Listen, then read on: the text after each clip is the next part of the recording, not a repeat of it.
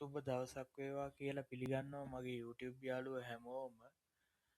Mindful ඉන්වෙස්ටිං channel එක වෙතට ඔබ සාදරයෙන් පිළිගන්නවා.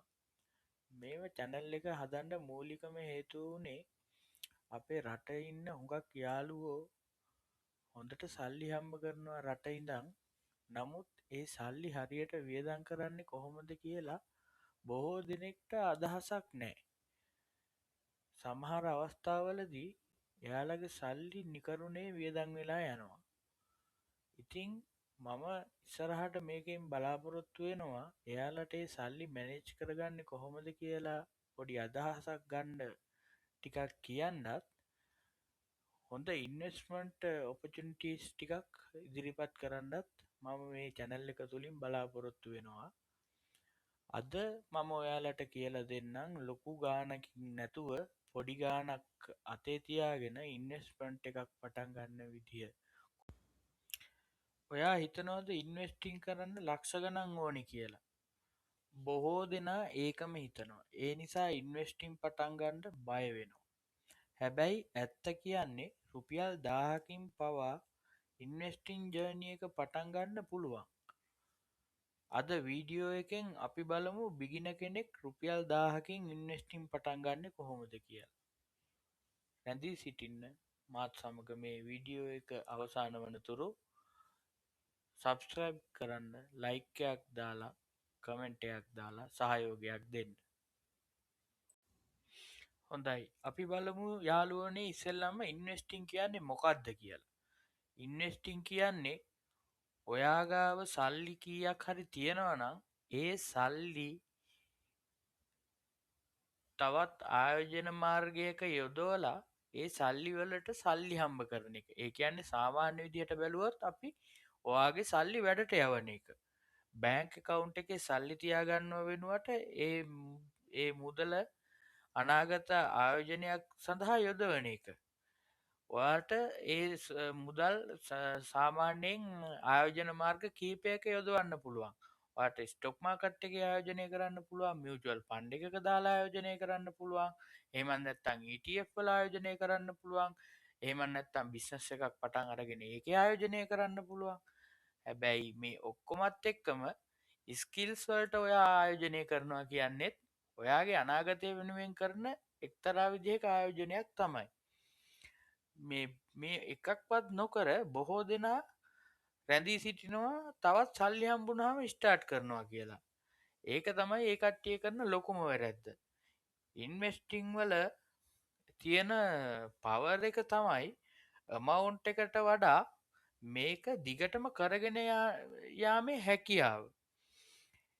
සමහර අවස්ථාවලදී ඔයා හිතන්න රුපියල් 2ක් අපි රුපියල් 2ක් දවස් 30කට දවස ගානේ ඩබල් කරලා බලන්න. එතකොට අන්තිමට එන amount එක දැකලා ඔයාට පුදුම හිතෙනවා නේද? ඒ වගේ තමයි දිගටම කරගෙන යන ආයෝජනයක ප්‍රතිඵලයත්. දිගටම කරගෙන යන ආයෝජනයක ප්‍රතිඵලයත් මේ හා සමාන වෙන්නේ ඇයි? මොකද මේක ප්‍රධානම හේතුව කම්පවුන්ඩිං ඉන්ටරස්ට් එක. කම්පවුන්ඩිං ඉන්ටරස්ට් එක කියන්නේ හරියට නිකන් අර අපි ආයෝජනය කරන හැම මුදලකටම ඒක ඩබල් වෙනවා වගේ. හරියට වැල් පොලිය. ඒ කියන්නේ අද හම්බෙන ගණන හෙට ඩබල් වෙනවා. හෙට හම්බෙන ගණන අනිද්දා ඩබල් වෙනවා. ඒ වගේ තමයි මේ කම්පවුන්ඩ් ඉන්වෙස්ටිං එක යන්නේ. හොඳයි. අපි දැන් කම්පවුන්ඩ් ඉන්ටරස්ට් එක ගැනත් දැනගත්තා. මම ඔයාලට ආයෝජනය කරන්න කලින් ආයෝජනය සඳහා කොහොමද ලැහැත්ති වෙන්නේ කියන එක මුලින්ම කියලා දෙන්නම්. මුලින්ම අපි සේවිං හැබිට් එක බිල්ඩ් කරගන්න ඕනේ. සේවිං හැබිට් එක බිල්ඩ් කරගත්තොත් ඔයා ඒ ඉතුරු කරන ගාණෙන් ඔයාගේ අනාගත ආයෝජන සඳහාත් එතකොට ඔයාගේ අනාගත අපේක්ෂා ඉටු කර ගැනීමටත් ඒ සල්ලි යොදව ගන්න පුළුවන්. ඉන්වෙස්ට් කරන්න කලින් සේව් කරන්න ඉගෙන ගන්න ඕනේ. ඒ වගේම අපි හිතන්නේ නැති මොහොතක අපිට අන්එක්ස්පෙක්ටඩ් එක්ස්පෙන්සස් එන්න පුළුවන්. හරියට මෙඩිකල්, ෆැමිලි ඉෂුස්, සමහර විට ඔයාගේ රැකියාව නැතිවීම වගේ දේවල්. එතකොට මේ හැම එකකටම අපි ගාව ෆන්ඩ් එකක් තියෙන්න ඕනි. ඒ ෆන්ඩ් එක අපි හදාගෙන තියාගත්තොත් අපිට ඉන්වෙස්ට්මන්ට් පටන් ගත්තට පස්සේ අපිට ඒ ඉන්වෙස්ට්මන්ට් කවදාවත් නවත්තන්න ඕනේ අතරමඟදී. අපිට අතරමඟදී එහෙම නවත්තන්න වෙන්නේ අර ෆන්ඩ් ටික බිල්ඩ් කරගන්න නැතුව අපි ඉන්වෙස්ට්මන්ට් වලට ගියොත් තමයි. හැබැයි යාළුවනේ ඒකෙන් කියන්නේ ඔයාලා ඉන්වෙස්ට්මන්ට් පටන් ගන්න එපා කියලා මේ ෆන්ඩ් ටික ගොඩනගන්න ඉස්සෙල්ලා. මොකද මේ ෆන්ඩ් ටික ගොඩනගා ගන්න අතරවාරයේදීම ඔයාලට ඉන්වෙස්ට්මන්ට් කරන්න කියලා දෙන්න තමයි මම ඒකින්ද තමයි මම කිව්වේ රුපියල් 1000කින් ඔයාලට ඉන්වෙස්ට්මන්ට් පටන් ගන්න පුළුවන් කියලා. ඔයා රුපියල් 1000ක් ඉන්වෙස්ට්මන්ට් කරන අතරවාරයේදී මාසෙකට සැරයක් ඒ අතරතුරදී මේ ෆන්ඩ් එක ගොඩනගා ගන්න ඔයාට පුළුවන් ටික ටික. ඊට පස්සේ ඔයාට පුළුවන් මේ ෆන්ඩ් එක ගොඩනගා ගත්තට පස්සේ ඒ රුපියල් 1000 ආයෝජනය කරනවා වෙනුවට ඔයා අර ෆන්ඩ් එක ගොඩනගන්න යොදවපු සල්ලිත් ආයෝජන ගිණුමට දාලා ආයෝජන ගිණුමේ හරහා ඔයාලගේ ආයෝජන ඉස්සරහා ආයෝජන සඳහා යොදව ගන්න.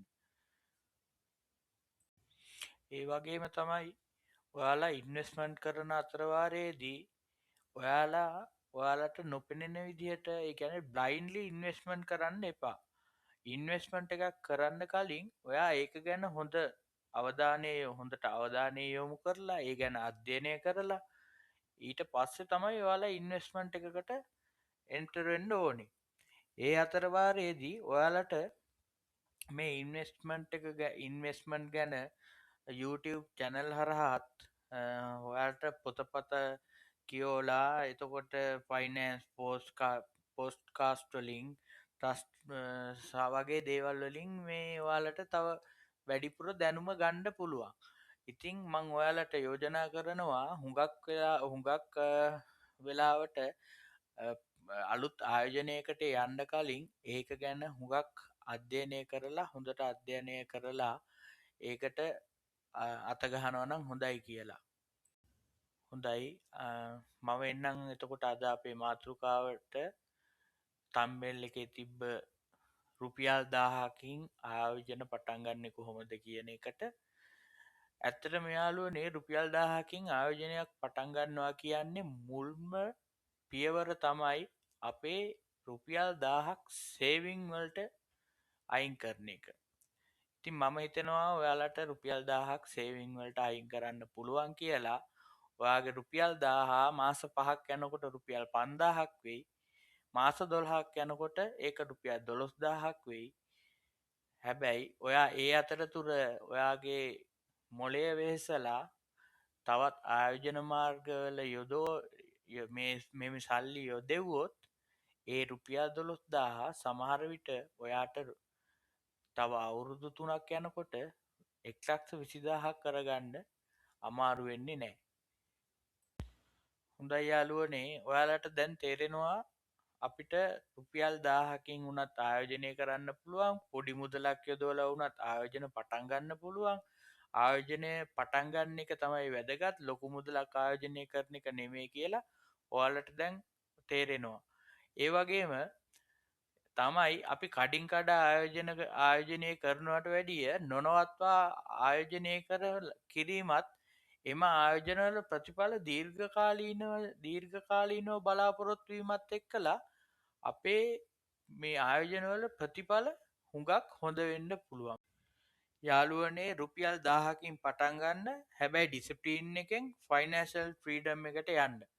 ඔයාට මේ වගේ සිම්පල් සිංහල ඉන්වෙස්ටිං වීඩියෝ ඕනේ නම් සබස්ක්‍රයිබ් කරන්න මයින්ඩ්ෆුල් ඉන්වෙස්ටිං channel එක. කමෙන්ට් කරන්න ඔයා ඉන්වෙස්ටිං ස්ටාර්ට් කරලා තියෙනවද කියලා අපිට කියාගෙන යන්න. බොහොම ස්තුතියි. සුබ දවසක් වේවා.